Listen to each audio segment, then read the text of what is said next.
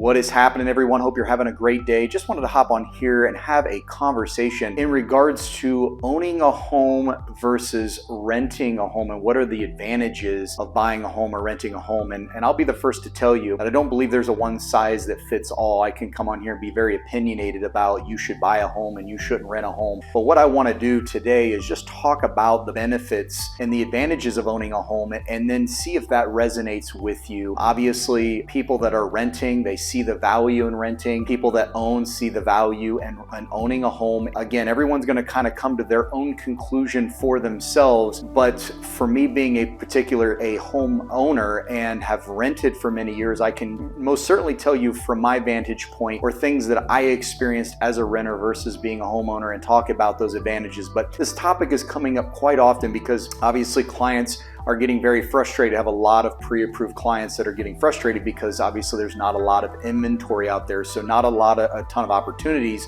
for them to put offers on and maybe get that contract accepted or that offer accepted, and being able to go forward and move on with that home. So there's a lot of discussion like, well, maybe I should sit on the sideline and maybe just rent for another year and see what happens with the market. And guys, no one really has a crystal ball. We have no idea what the market holds over the next year, 2 years. I've listened to a lot of experts, guys that know even more than I do, and still have not got it 100% right and where this market is going. I'm not even going to begin to try to forecast or predict exactly where the market's going, but what I can tell you is that the inventory is really low right now, and I don't know that that's going to change. There's a lot of circumstances that are happening, especially in smaller markets and maybe your local market, where there's just not a lot going on as far as homes being available for sale. And if the demand is there and the supply is low, this problem is going to be where it's at next year or even 2 years from now. So, but let's talk about the advantages of being a homeowner and what that brings to you. Now, obviously, you've heard me say it before, if you're paying rent, you are paying 100% interest. So it does not matter what the interest rates are today. If rates are 6 or 7 or 5 or wherever the interest rates would be at the moment that you're watching this video, the bottom line is you're renting. You are not paying yourself, you are paying your landlord's mortgage.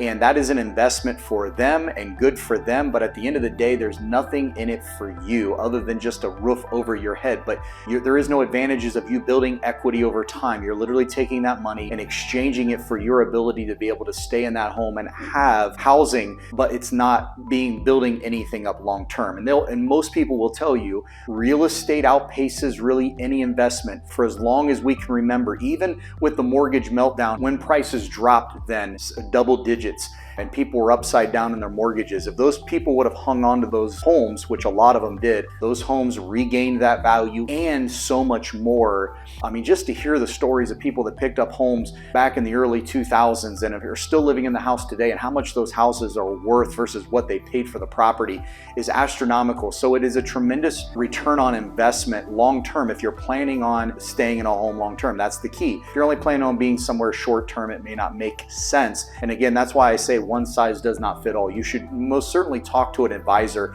talk to a real estate agent, talk to a mortgage lender about what are your options and what makes the most sense based on what your 1 year, 3 year, 5 year plan is. But if you're planning on settling down and staying in a certain school district, you might as well get into the home owning game. That way you can start to take advantage of the equity and build that up over time. Because what you'll find if you get in a mortgage, those payments do not increase the amount that some of the rents are. I mean, just to hear that people's rent has gone up $200, $300, $500. I know when I paid rent, I was paying rent in 2009, 2010, about $1,000 a month for the home that I own now. I've rented my home for 9 years and had the ability to purchase it from the owner.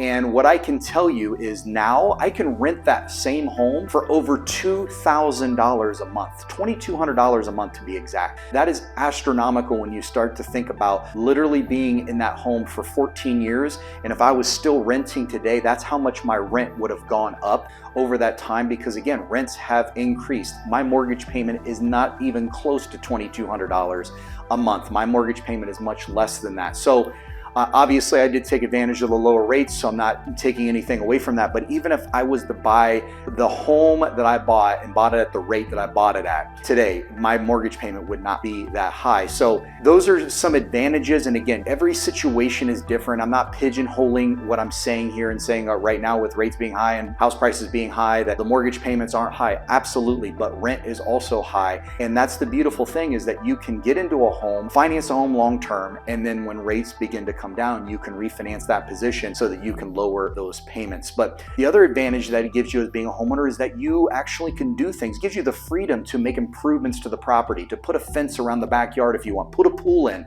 paint rooms, redo your bathrooms, those types of things. When I rented a home, I was fortunate enough to have a landlord that was somewhat allowed me to do some things, but I really wasn't able to do the things that I wanted to do in my home until I owned the home. Once I owned the home, I felt comfortable redoing the bathroom, redoing the floors, going to be redoing the kitchen, redoing the backyard, and putting in a patio and all those types of things, because again, this is something that I was investing into the asset of my home that will obviously increase in value, and I know that I'll get a return on investment versus trying to do some of those things as a tenant of a home where I don't own the home. First of all, the landlord's probably not going to allow you to do much of that anyway, unless you're that type of person that wants to ask for forgiveness instead of permission. But again, you don't have that freedom, you don't have that luxury. So your rent is going to go up over time, and you don't have the flexibility of being able to do those upgrades to the property and make it your own, so to speak. Again, guys, I just wanted to encourage you that buying a home has its advantages. I know renting a home, if it's short term, those types of things, it has its advantages. You have to look at the pros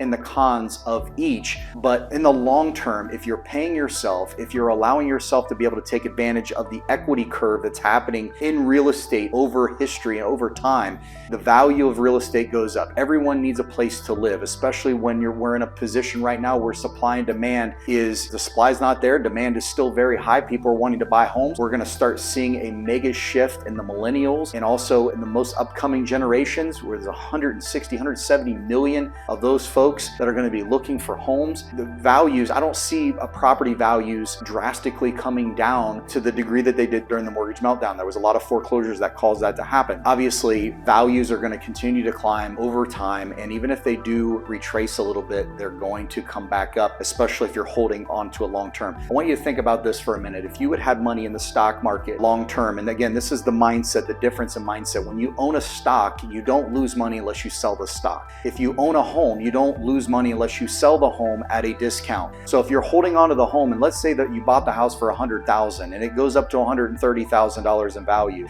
and then it drops down to $90,000, even though on value, on paper, that house is only worth $90,000, you have not sold the house, so you're not losing it. Eventually that property will go up. Same with the stock market. If you would have owned stocks when the market collapsed, the market during the mortgage meltdown, during the collapse of 2009, 2008, whenever the exact date was, the stock market lost 42% that year. But the next year it gained back 38%. And obviously, if you were holding on to the same stocks or had mutual funds or had 401ks and all that at that time during 2008, 2009 and held on to them, now they're worth that much more because the market has come up that much more.